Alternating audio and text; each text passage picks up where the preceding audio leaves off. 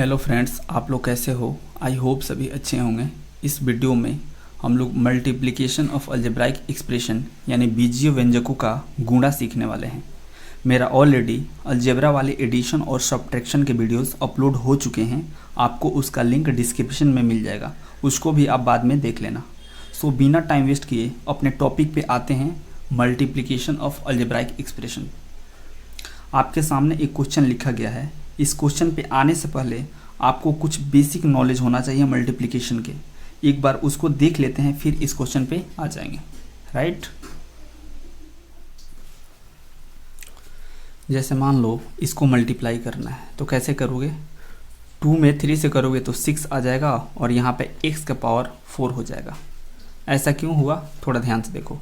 आपने अगर exponent and power पढ़ा होगा तो आपको पता होगा, अगर कुछ इस टाइप से एक्सप्रेशन लिखा गया हो, मतलब जिसका बेस सेम हो तो उसका पावर ऐड हो जाता है।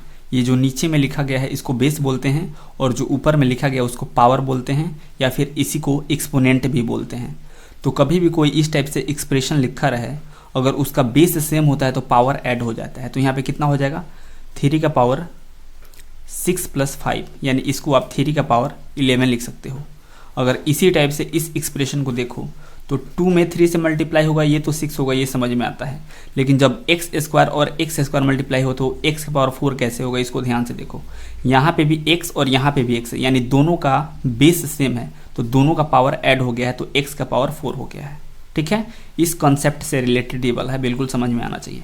यहाँ पे देखो, तो अगर सेम यही वाला क्वेश्चन है, अगर यहाँ पे आप ऐड करोगे सेम क्वांटिटी को तो ये कितना आएगा? यहाँ पे 5x² आता है। कैसे? मल्टीप्लिकेशन और एडिशन में बिल्कुल कंफ्यूज नहीं होना है, एकदम ध्यान से। यहाँ से आप x² कॉमन लो तो देखो तो क्या बचेगा? 2 + 3 बचेगा, यानी इसको ऐड करोगे तो 5 हो जाएगा। यानी इसको आप क्या 5x² नहीं लिख सकते हो? बिल्कुल लिख सकते हो, और ऐड करने के बाद से उतना ही तो आया है। तो ये बिल्कुल अच्छे से समझ लेना, क्योंकि जब हम लोग अच्छे लेवल के मल्टीप्लिकेशन को करेंगे तो ये छोटी छोटी बातें बहुत इंपॉर्टेंट हो जाएगी वहाँ पे। बिल्कुल इसी कॉन्सेप्ट पे ये वाला है, थोड़ा इसको जल्दी से करके बताओ तो। 3 में 4 से मल्टीप्लाई हुआ तो 3 4 जा 12 हो जाएगा, और y और ये y दोनों यहाँ पे बेस सेम है तो पावर ऐड होगा, तो कितना होगा? y का पावर 4 हो जाएगा। यही इस मल्टीप्लिकेशन का आंसर है। यहाँ पे ऐड करना है, ध्यान से। तो ऐड करना है तो कैसे करोगे?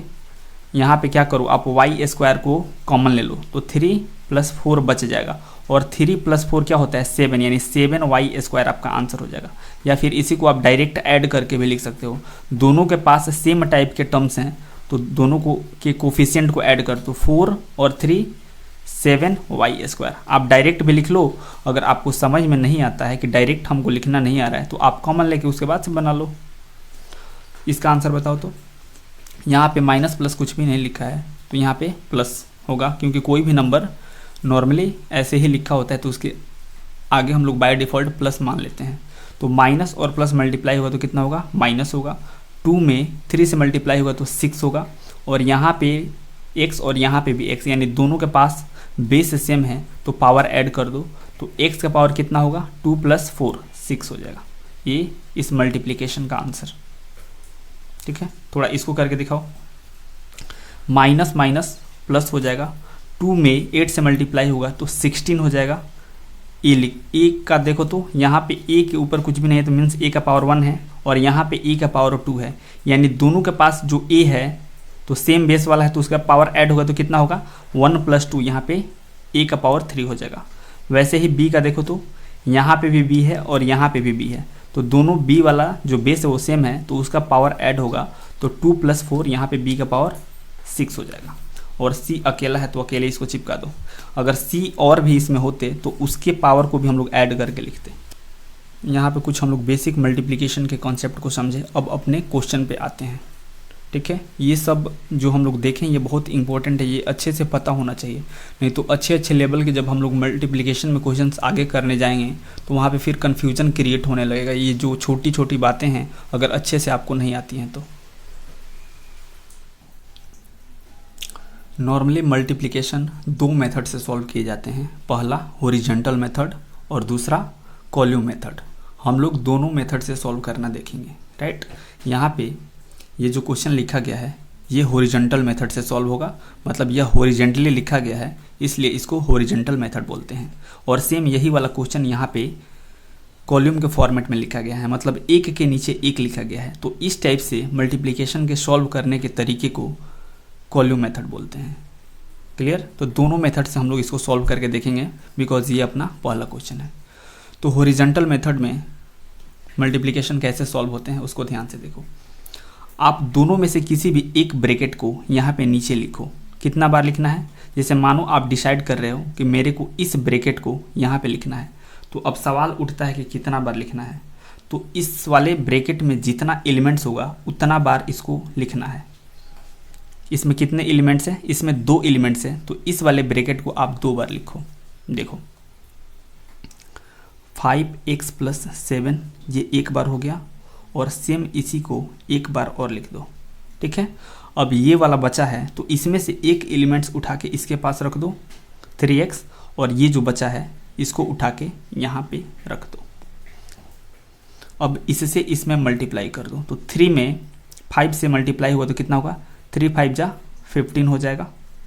और यहाँ पे भी x है और यहाँ पे भी x है, जब x और x मल्टीप्लाई होगा तो x² हो जाएगा। अब यहाँ पे प्लस है तो यहाँ पे प्लस आ जाएगा, और 3 से 7 में मल्टीप्लाई होगा तो 21x आ जाएगा।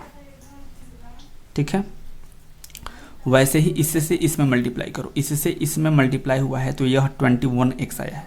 तो जब 4 से 5x में मल्टीप्लाई होगा तो 4 5 जा 20, और यहाँ पे x है तो x आ जाएगा।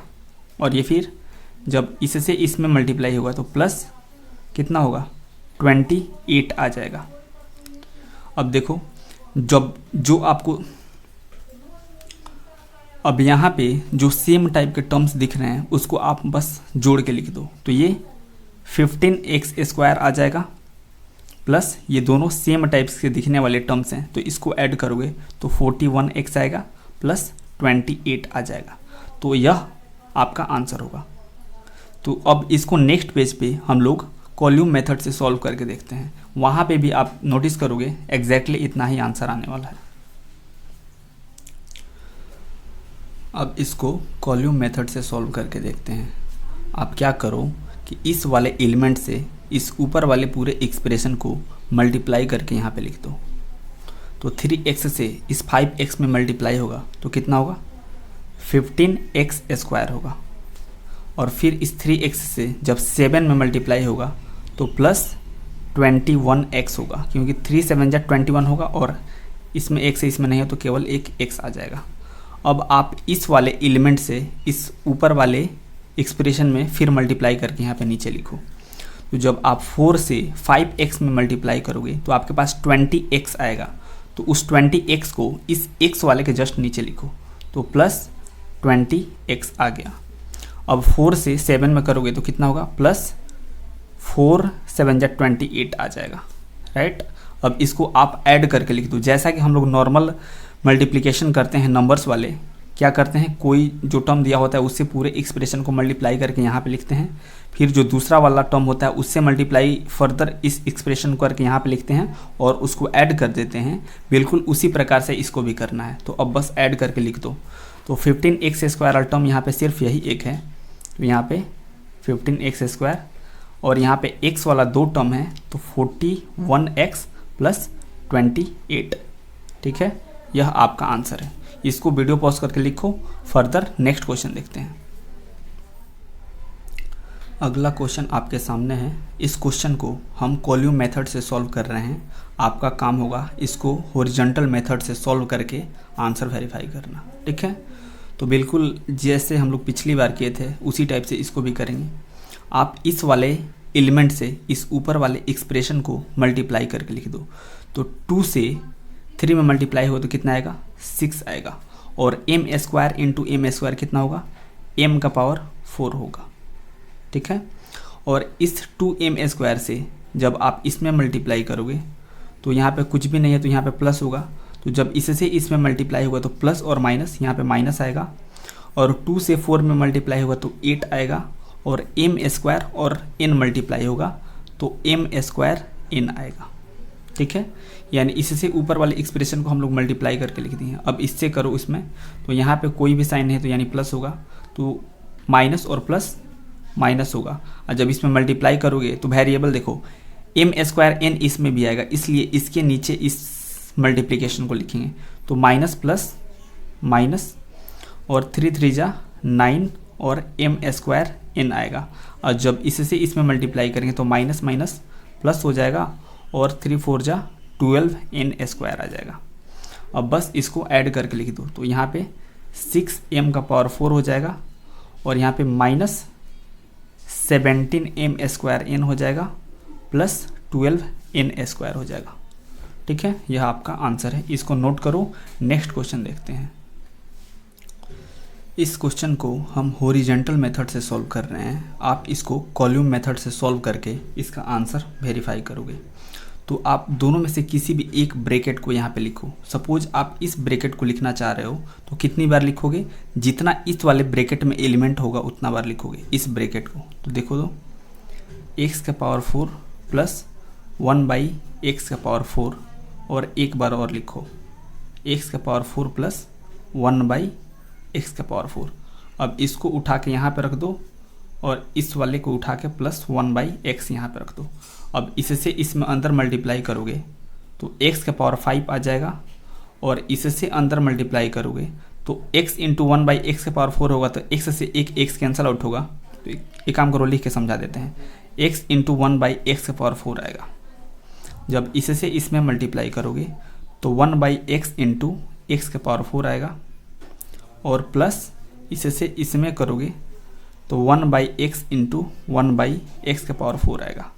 अब ये x का पावर 4 और यहाँ से एक x से x कटेगा तो 1/x का पावर 3 प्लस यहाँ से एक x से x कटेगा तो कितना आएगा, x का पावर 3 और प्लस ये दोनों मल्टीप्लाई हो जाएगा तो 1/x का पावर 5।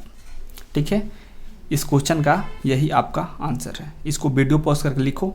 नेक्स्ट क्वेश्चन देखते हैं। इस क्वेश्चन को भी हम लोग हॉरिजॉन्टल मेथड से सॉल्व करेंगे। आपका काम होगा इसको कॉलम मेथड से सॉल्व करके आंसर को वेरीफाई करना। एक नेक्स्ट वाला क्वेश्चन लेंगे इससे भी अच्छे लेवल का, उसको हम लोग कॉलम मेथड से सॉल्व करके देख लेंगे ताकि दोनों ही मेथड पे अपना अच्छे से ग्रिप बन जाए।